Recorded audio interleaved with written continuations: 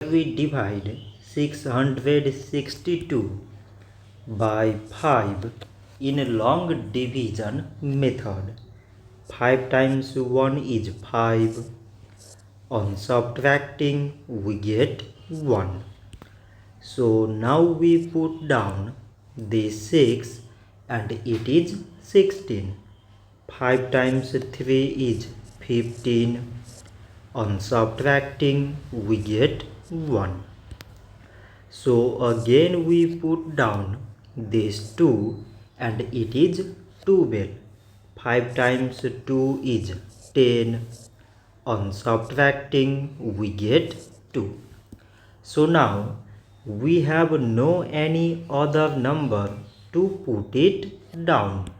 So we take here decimal so that we put 0. So it is 20 and 5 times 4 is 20. On subtracting, we get 0. So 662 divided by 5 is 132.4. So this much for today and thanks for watching.